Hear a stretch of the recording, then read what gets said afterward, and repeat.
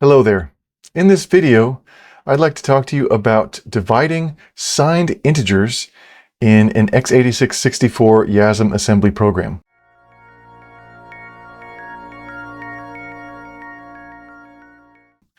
I'm going to be focusing on 64-bit integers, and I'm going to use an instruction called IDIV.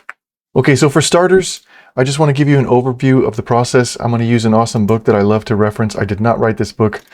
The book is titled x86-64 Assembly Language Programming with Ubuntu. I mention it in a lot of other videos. The author here is a genius, and this book is open source and freely available. So go look it up, get yourself a copy, and become an assembly expert too. Anyway, so what I'm going to do is go into this book, and I'm going to go into section 7, which is called the instruction set overview. And then inside of that, I'm going to click on 7.5, integer arithmetic instructions, or arithmetic. I don't know, whatever you prefer to say it as. But and then I'm going to go inside of there, and I'm going to click on 7.5.4, integer division.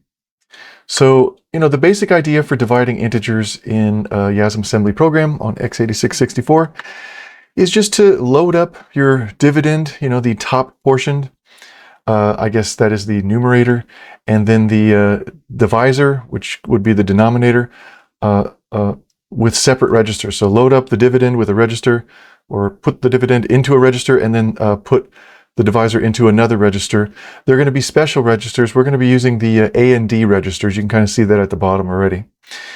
And then once that's set up properly, you just sort of use the IDIV function, or instruction. And there's another instruction we can use to make things a little bit more simple, because if you kind of notice what this is saying here, it's saying that the dividend usually needs to be stacked between two other registers at the same time. And that's a little bit confusing, especially if these registers right here, notice how DX:AX, that means it wants you to represent a 32-bit number using 16-bit versions of two different registers, just sort of like pushed up against each other. So obviously, if you know how to manipulate bits, which I'm going to do other videos for in the future, then you could do that with any size. But I'm going to make the easiest example that I can here. I love this line. I just found it today. As always, division by 0 will crash the program and damage the space-time continuum. So try not to divide by 0. I love it. But so here's like a nifty little table inside of the book that sort of shows you how you're supposed to set up the numerator and denominator, or the divisor. What was the other word that they used? Dividend and divisor. I usually say numerator and denominator. Anyway, so remember, if you watched my previous videos, then you'll know that we have smaller versions of our registers. Like, for example, this EAX right here, that's actually the RAX register, but it's only about half of it. Half of those bytes are being ignored. So all of these different versions that you're seeing are just different sizes of the A and D registers. So I'm going to go to the simplest example here and just kind of show you that basically what they're trying to do is force you to have a numerator that is bigger than the denominator. That way it's guaranteed you'll have some kind of a quotient, or more likely that you'll have some kind of a quotient and a remainder that kind of makes sense. Because if you divide a number that's much smaller than the denominator, then you'll just end up with 0 remainder, the original number, pretty much, in integer division. This video is not about float division. Float division is more precise. So, in other words, if I want to divide something by a 64-bit integer, then I need to first set up a 128-bit integer. And that means I have to take two 64-bit integers, the D register and the A register. I have to load both of those registers up with 64 bits each, so that when you imagine them being combined, it's a 128-bit register, or a 128-bit value. Once I have something that is sufficiently large, then I can divide it by something else. Then the result will show up in the A and D registers also. You'll get one register that gives you the actual quotient, the actual result of dividing, without a fractional part at the end, just, truncated data. Then the remainder will be in the D register, the RDX register. So at least for this form, I just want you to know you can do it with all these other forms if you want to, but in this example, I'm just going to take 128 bits, divide it by 64 bits, and then I'll get the answer and the remainder. So that's the basic idea. Here's some sample code in the book. I love it. It's wonderful. But I'm going to go ahead and start writing my own program now. Okay, so I got a solution up here. I'm going to just copy paste my data section and explain it briefly. Okay, so here is, oh, maybe I should first say, here's a sample program that I'm using. You don't have to worry too much about what's actually inside of it. The C module and the makefile, they're standard stuff that I usually use in all of my videos. This is not a makefile video. See my other videos if you want to learn how to make your own makefiles. But long story short, I'm just going to type, make run in order to just get this program to run. And then for the C program, I'm compiling a hybrid program. So, it's just easier for me to just kind of get started this way. So I have my main entry point sitting inside of a C source code file that gets compiled and linked into my main program. And it just calls on a function called math right here, which is just going to be, this source code right here. So if you want to make hybrid programs, you want to learn the basics of assembly, you want to learn anything that I'm not really talking about in this video, see my other videos. For today, or for this video, it's just going to be integer division. Anyway, I'm going to paste in some starter code here for my math module. I've got a data section and I've got some strings. So again, this is not a video explaining C strings or anything, but just keep in mind, I'm going to eventually print the division result, quotient is, and then I'm going to actually print it. And then I'm going to print the division remainder is, and then actually print it. So I'm just setting up strings to make my results look a little bit prettier. That's all I'm really doing. CRLF, that's just new line stuff. System calls, here's the system service code for writing to something, writing to a file or standard output. Again, that's in another video. File descriptor 1, another video. And then return value, I'm just choosing to return the number 7 from this module. I don't know why, I like to reuse code and I'm not going to change it. And then we're going to take two different integers here and 256 and 3. Oh, I think in my starter code, I actually hard-coded those numbers instead of using those globals. Okay, maybe I'll fix that after everything is working. So I'm going to start my text section here by just copy-pasting a little thing that says, okay, here's where my code is going to go now, all my instructions. And then here's my entry point, which is just my function called math. You want to write functions, see my other videos, but this is basically it. You just kind of have something enter and then return from it when you're done. And if you mess up any registers, you have to preserve them with push and pop pairs. Another thing that I'm going to add that I'm not going to explain in this video is I'm going to do calls to one of my own personal libraries. And basically, I'm just going to mark two functions as external. They're sitting in a shared object that I made. Don't worry about that. This video is not about printing.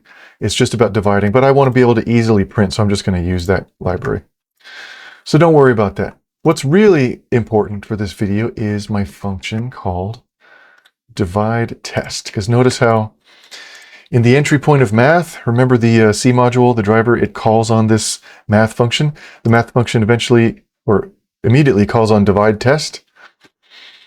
And so here's the prototype basically for my divide test function. I'm just going to say it's void, takes no arguments. That way it can just do everything by itself as a little demo, and it's a little bit easier. So that means I don't really need to preserve any registers unless I am using them.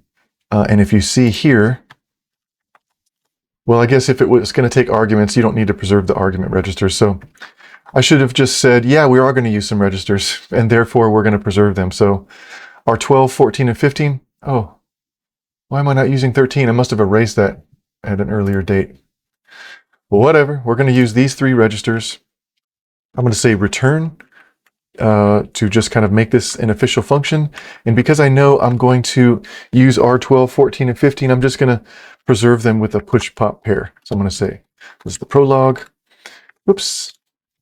And I'm going to push R12, push R14, push R15. Respect the ABI. If you don't, other parts of the program will probably crash. Epilogue is just popping all those in reverse order so that I can basically preserve them for the caller. Okay, so now we're good with all our registers.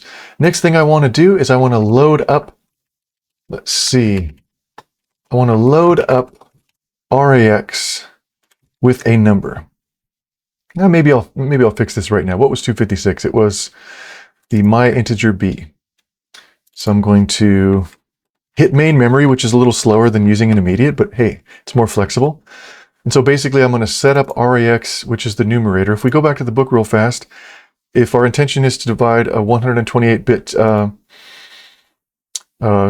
like combined register by a 64-bit something, then well, RAX is the lower 64 bits, so that's why I'm loading that up first. I'm just saying, well, I've got 64 bits worth of stuff, a quad word worth of stuff sitting in integer b as my global.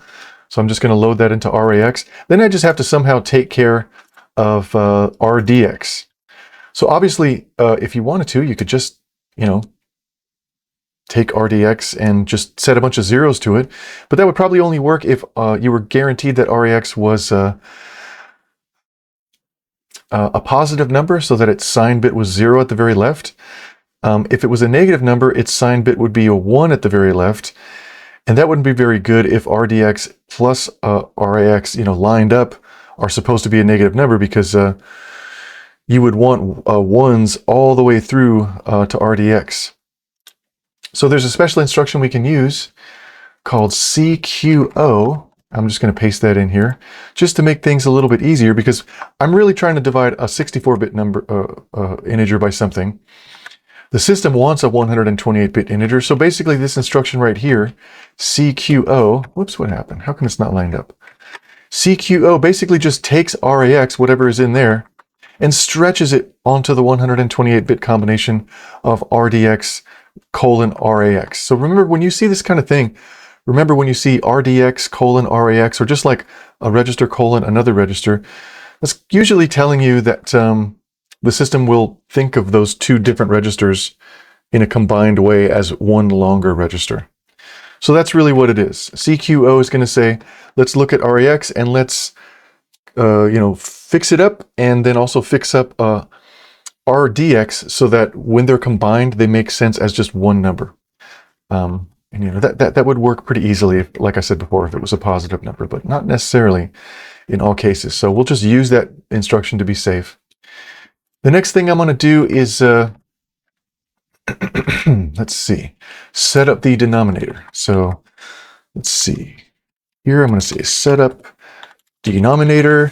And, you know, we can hard code the 233 there, but I think I've already decided let's just use variables. So the A, I think, has 233. Where the heck's my A? There we go. So I'm going to say my integer A, and here I'm going to put the pointer to the A variable, and then I'm going to dereference it. And oh, one thing that we have to remember is when the system is using your registers like RAX here, it knows RAX is the 64-bit form of the A register. So if you use different forms of your register, then it knows how many bits you want. Like, for example, here, we just kind of go back up. This EAX, that's still the A register, but the E kind of tells the system that it's you know, 32 bits instead of 64 bits. But there's no way for the system to really know that that memory location is 64 bits. How does it know if I'm trying to load from memory a 1-byte integer or a 2-byte integer or 4 bytes or 8 bytes? It doesn't really know. So I kind of have to specify what the data size is of the integer at that place in memory, keyword. So if I didn't put this, I think this probably wouldn't even compile. But if it did compile, you probably should be nervous that it would compile and do something wrong. So I'm just going to specify exactly what the data size is for that. So now we've set up our numerator and also set up our denominator. And the next step is to just actually divide. Let me copy paste that real fast. So now we actually divide. Why is my... Oh, I know what's going on. I have the tab size set up differently between my two editors. I got to fix that. Or how about never fix it so I can always complain and you can laugh at me. That's okay. So on line 85, we're going to divide the numerator by the denominator. And we'll say the numerator is, RAX with RDX in front of it. And then the denominator is just one register, which is, what have I done wrong here?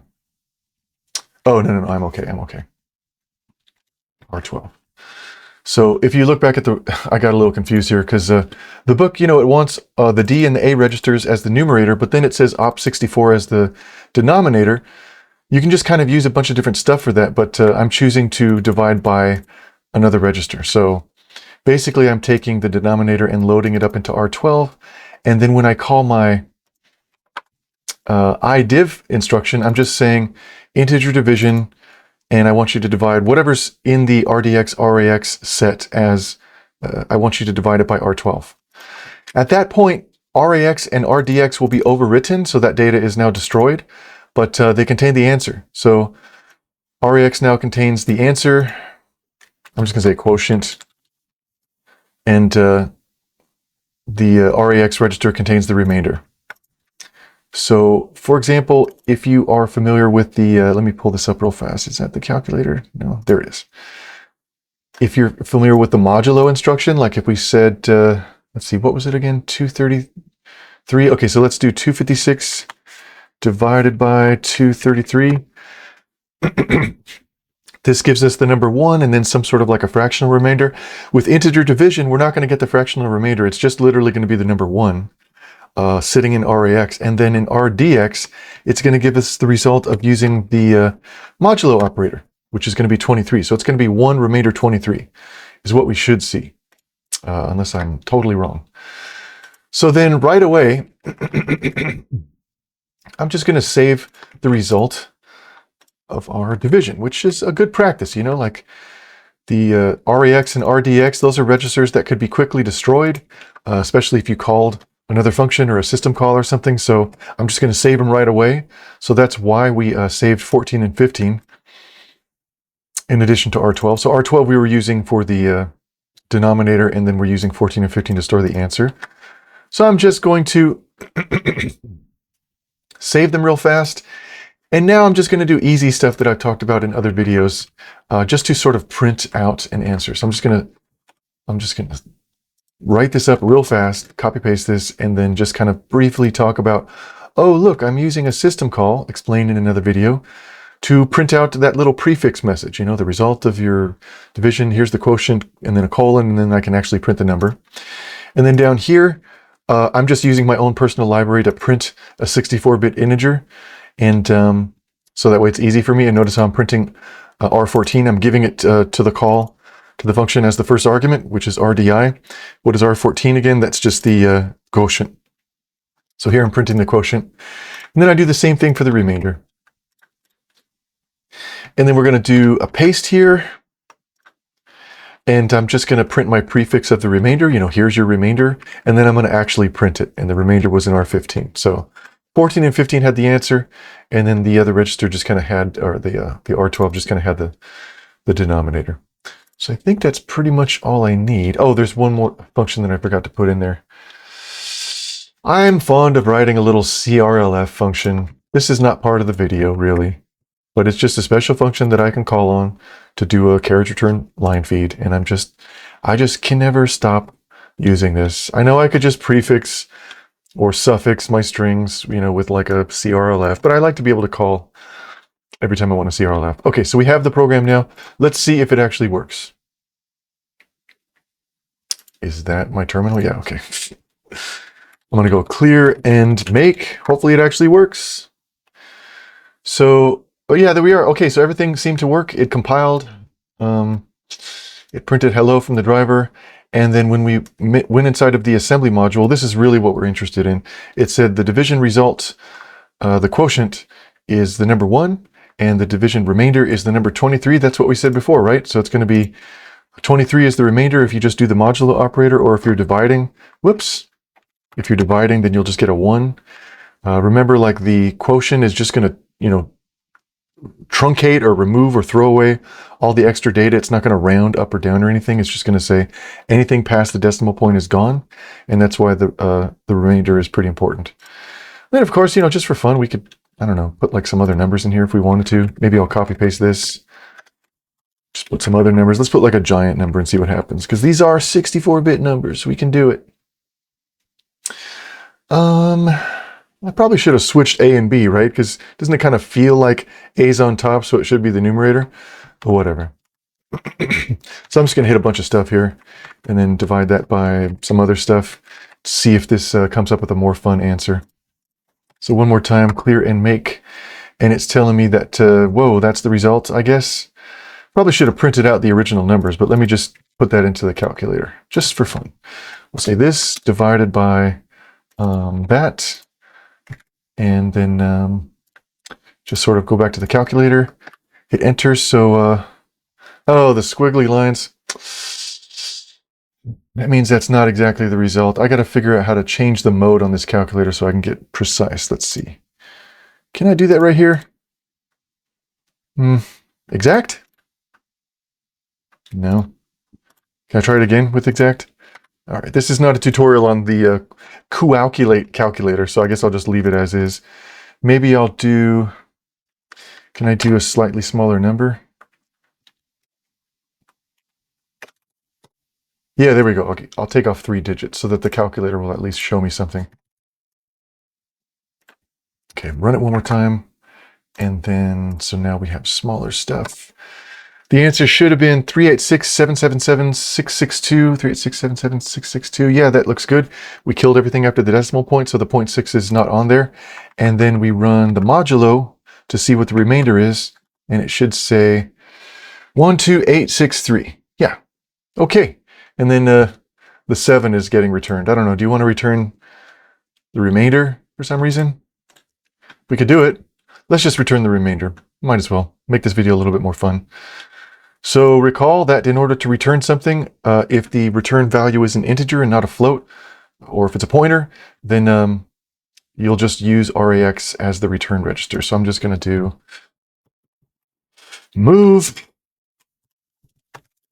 return the remainder to the caller. Okay. I'm going to move something into RAX. It's going to be R15. Nice. Now this is a function with a return type. I'm going to say long here. And then up here, I guess RAX is already going to be pre-filled now after that call, but you could imagine if you were doing more stuff between the call and the return, you would probably want to save the return value from RAX in some other register like R12, and then that means you got to add a push pop pair to preserve it. And then we'll definitely just, well, maybe I'll say move RAX into RAX, totally useless. That's why I'm commenting it out, so we'll do one less instruction. So basically, after we get back from divide test, RAX is going to have the return value, and math, this function would also use RAX for its return value. So if we just sort of don't do anything, we should now see that the driver receives the remainder as its return value. Yeah, so the driver got the following value from math, 12863. Let me open that up again real fast just to make sure we understand what's going on with the driver. Even though this is not a driver video, it says external long math. It names that as a long function, and then when we call the function, we just kind of grab a long result, 64-bit int, and then we print it with printf because this is a C program, not C++. All right, those are the basics of just dividing integers, signed integers. Let's see, in assembly, let's see, where's that? Yeah, there we go. So, so just keep in mind what I've been showing you is IDIV, which is a signed integer, which is what you probably want, which means the integer can be positive or negative. And, you know, if you know for sure that you're going to be dividing two positive numbers and there's no chance that the numerator or denominator or the quotient or, you know, any of those things are going to be negative, then you could divide unsigned integers, and then you can use larger values, because remember, when we have signed values, we basically lose half of the, I guess, maximum possible value that we can represent, because we lose 1 bit to the fact that the integer is signed. So IDIV is for signed, and div is for signed. Sorry, IDIV is for signed and regular div is for unsigned. And then, yeah, I guess that's basically all I really needed to show you. There's a bunch of nice code in this book. I'm not gonna look at it right now. So, okay. Thank you so much for watching this video. I hope you learned a little bit of stuff and had a little bit of fun. I'll see you in the next video.